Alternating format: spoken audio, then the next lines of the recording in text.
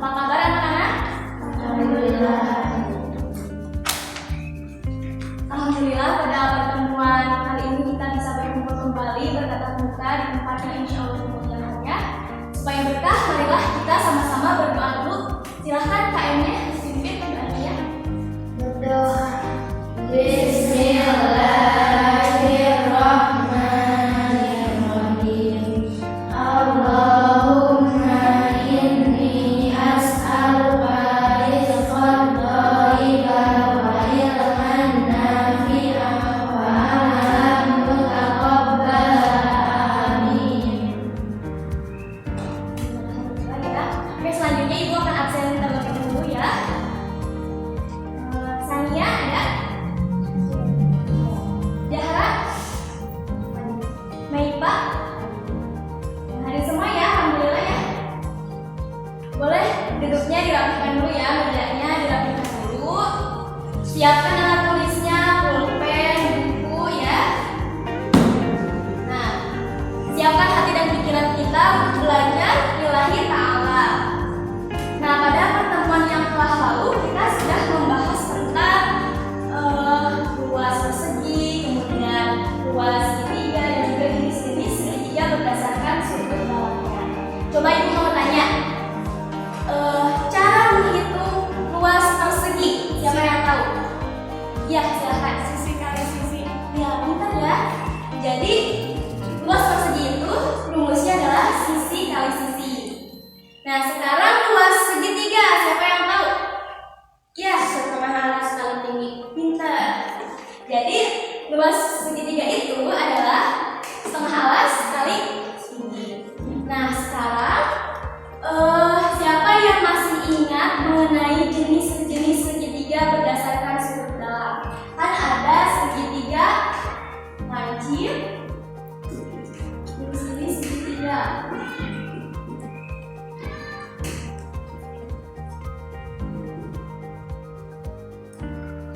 Yang pertama ada segitiga lancip, yang kedua segitiga tungkul, yang ketiga segitiga siku-siku. Coba siapa yang masih ingat? Pertama segitiga lancip, siapa yang masih ingat? Ya, boleh? Segitiga yang bergerak tiga segitiga Ya, pintar. Jadi segitiga lancip itu sudutnya kurang dari 90 derajat. Nah, sekarang yang kedua segitiga tungkul, siapa yang tahu? Ya, boleh. segitiga yang salah satu dari tiga sudutnya merupakan sudut tungkul atau besarnya antara 90 sampai 190. Ya, pintar. Berarti masih ingat ya pelajaran pertemuan kemarin. Nah, yang ketiga adalah segitiga siku-siku. Kalau segitiga siku-siku ini adalah segitiga yang salah satu sudutnya 90 derajat. Nah, seperti itu ya. Nah, perhatikan gambar ini ya. Di sini adalah gambar-gambar benda yang memiliki sudut siku-siku. Contohnya ada meja. Kan kalau meja di sini ya, lihat ini meja. Nah, ini adalah sudut siku atau sudutnya 90 derajat.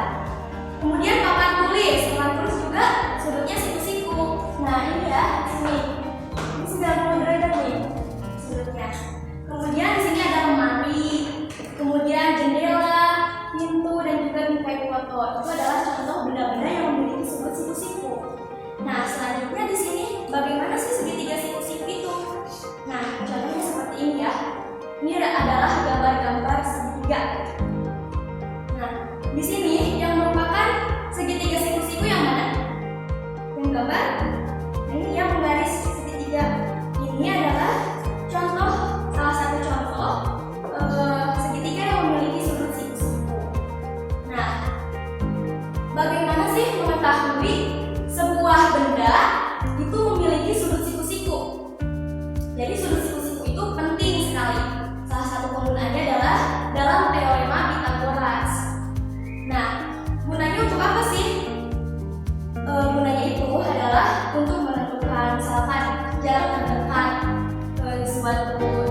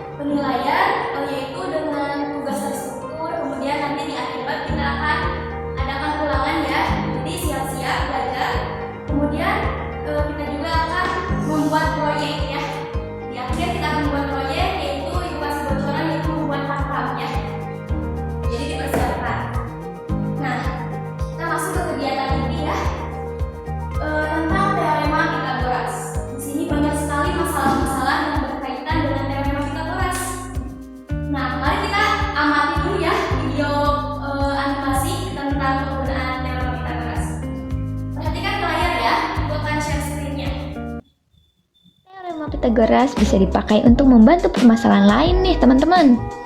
Contohnya gini, Rogu diberikan tugas oleh gurunya untuk mencari jarak terdekat antara rumahnya dengan rumah Rani, teman satu kelasnya. Jika Rogu ingin pergi ke rumah Rani, pertama-tama Rogu harus pergi ke arah timur dari rumahnya sejauh 3 km, kemudian berbelok ke arah selatan sejauh 4 km. Kalau dilihat di peta, untuk sampai ke rumah Rani, Rogu harus melewati jalan sejauh 3 km ditambah 4 km, itu sama dengan 7 km. Tapi kok guru Rogu bilang jarak terdekat ya? Emang ada jarak yang lebih dekat daripada itu? Ternyata ada loh jarak yang lebih dekat antara rumah Rogu dengan rumah Rani loh. Masalah ini bisa diselesaikan dengan menggunakan teorema Pythagoras juga loh. Gimana caranya nih? Yuk simak berikut ini. Kita misalkan A sama dengan 3 km dan B sama dengan 4 km. Dengan menggunakan teorema Pythagoras, akan kita dapatkan jarak terdekat antara rumah Rogu dan rumah Rani adalah 5 km. Dengan penyelesaian di atas, akhirnya kita tahu bahwa jarak terdekat antara rumah Rogu dan rumah Rani adalah 5 km, bukan 7 km ya. Wah, hampir saja Rogu salah jawab tugasnya. Sebenarnya, masih banyak lagi loh aplikasi teorema Pythagoras di kehidupan kita sehari-hari. Nggak terbatas di 2 contoh di atas aja. Kalau kamu, tahu nggak fungsi teorema Pythagoras lainnya? Nah, gimana setelah melihat video animasi tadi? Apakah ada pertanyaan?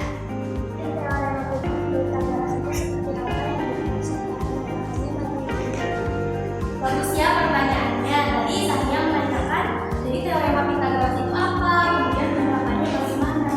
Nah, kita pelajari bersama ya bahwa teorema Pythagoras, sambil menulis ya. Teorema Pythagoras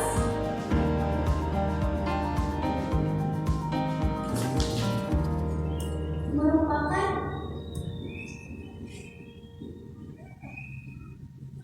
sebuah teorema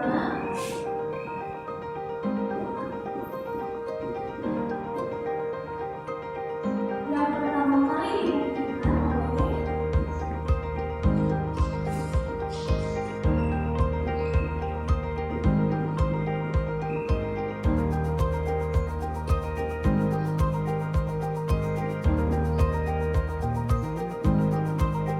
seorang matematika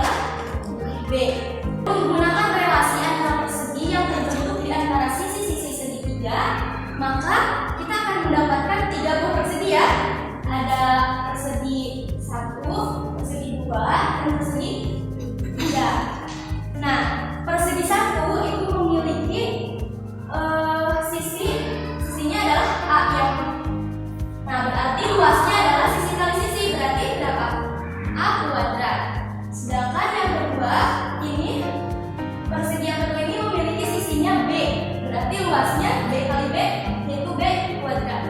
Yang ketiga itu adalah segitiga yang memiliki sisi C. Berarti si persegi ini sisinya juga sama ya, C.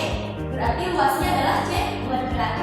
Nah, sekarang kita akan memindahkan kotak-kotak kecil atau pajal-pajal kecil yang ada di persegi A, persegi 1 dan juga persegi 2 ke persegi yang ketiga. Coba bantu ibu ya. Sekarang ya. Boleh Sania sama Mbak ya. Bantu ya, kita akan memindahkan kotak-kotak kecil atau persegi di persegi 1 dan juga persegi 2 ke persegi yang ketiga. Coba. Nah, ini kita akan disusun. Coba ya. Susun ya. Coba, ya sama. Kita akan lihat apakah kotak-kotak kecil yang ada di persegi 1 dan juga persegi 2 akan memenuhi persegi yang ketiga. Kita buktikan ya. Teman-teman kita sedang membuktikan kebenaran dari Pythagoras ini.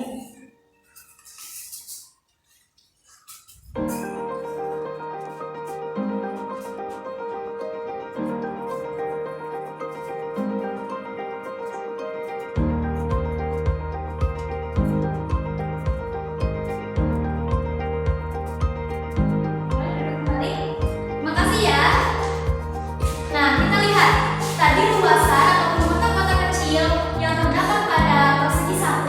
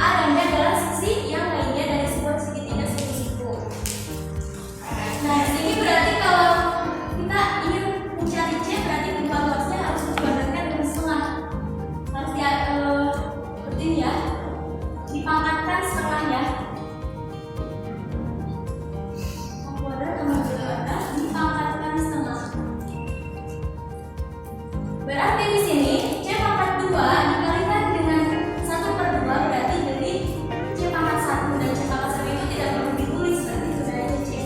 Sama dengan A kuadrat ditambah B kuadrat pangkat setengah, berarti kalau pangkat setengah itu adalah 4. Nah, ini kalau mencari sisi miring ini rumusnya. Kemudian kita ingin mencari A. Tadi kita punya C kuadrat sama dengan A kuadrat ditambah B kuadrat. Berarti kalau mencari A kuadrat itu sama dengan I kuadrat dikurangi B kuadrat. Sama ya, ini juga diakarkan, dikalikan dengan dipangkatkan 1/2. A kuadrat dipangkatkan lagi 1/2. Ini juga ini dipangkatkan 1/2. Maka menjadi A sama dengan C kuadrat min B kuadrat. Untuk mencari sisi A. Untuk mencari sisi B, kita C kuadrat sama dengan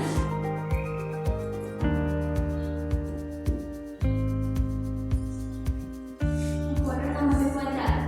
Berarti kalau B kuadrat itu sama dengan C kuadrat dikurangi A kuadrat. B sama dengan akar dari C kuadrat min A kuadrat. Nah, seperti ini ya. Nanti kita akan belajar mengenai contoh soalnya ya.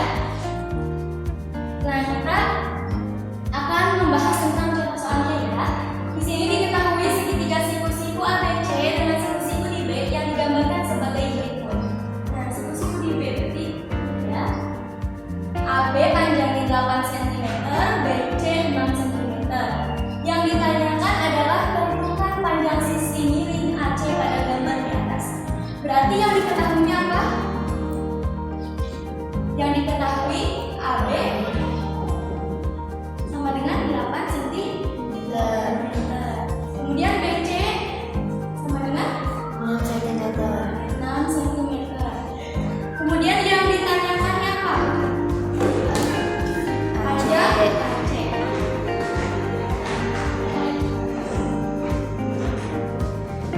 Nah, jawab. Kita tulis dulu rumus dari Pitagorasnya ya. Di sini berarti AC kuadrat sama dengan AB kuadrat ditambah BC kuadrat. Berarti AC itu sama dengan akar dari AB kuadrat ditambah BC kuadrat. AC sama dengan AB-nya tadi panjangnya berapa? 8 cm. Ya, 8 cm. Kuadrat ditambah 6 cm.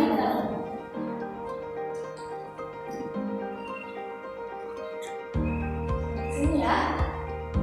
AC sama dengan akar dari 8 cm dipangkatkan 2 menjadi 64 cm kuadrat ditambah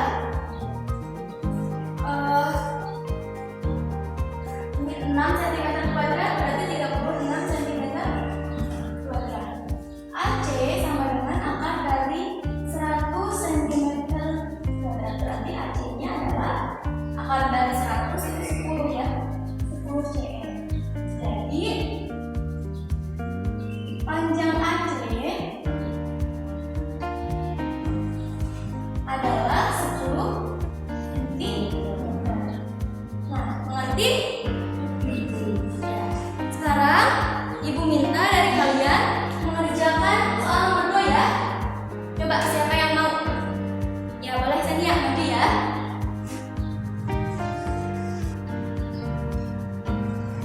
Ya, betul diketahui dulu ya.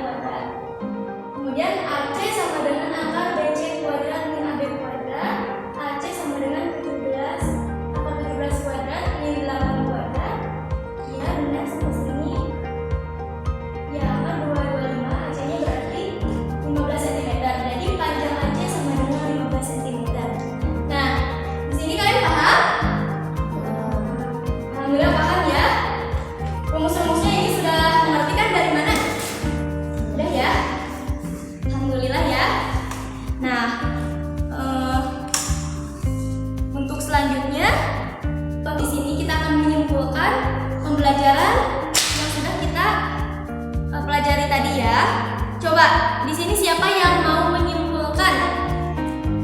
Ya, kan gimana kesimpulannya? Teorema Pythagoras pertama kali dibuktikan oleh Pythagoras, yaitu seorang matematikawan dari filsuf Yunani. Iya, jadi Pythagoras itu seorang matematikawan dan filsuf Yunani yang membuktikan teorema Pythagoras. Ada lagi yang lain yang ingin menyimpulkan? Ya, coba Meipa. Rumus teorema Pythagoras adalah C kuadrat sama dengan A kuadrat ditambah B kuadrat. Dengan C adalah sisi miring segitiga siku-siku dan A adalah sisi alas, B adalah sisi tegaknya, Bu. Ya, benar sekali ya. Nah, seperti itu ya kesimpulannya.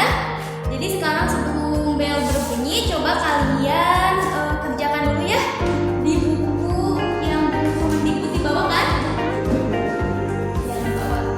Ini halaman ayo berlatih 6.1 ya. Halaman 11. Ya, nomor 1A, 1B, dan nomor 3 di buku tulis. Nanti dikumpulkan ya, nanti Ibu bagikan kembali.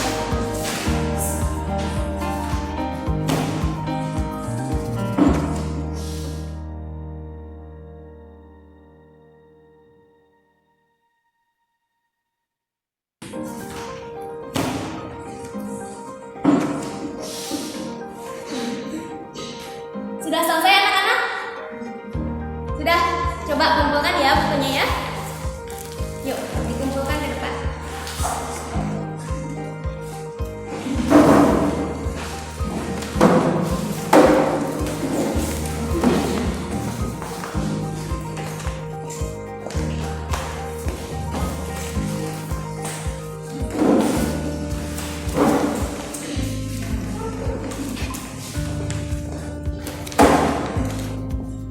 Nah, ada yang mau ditanyakan kembali mengenai pertemuan sekarang? Alhamdulillah, berarti sudah paham ya? Ya, kegiatan belajar hari ini dicukupkan dulu sekian ya, mudah-mudahan bermanfaat.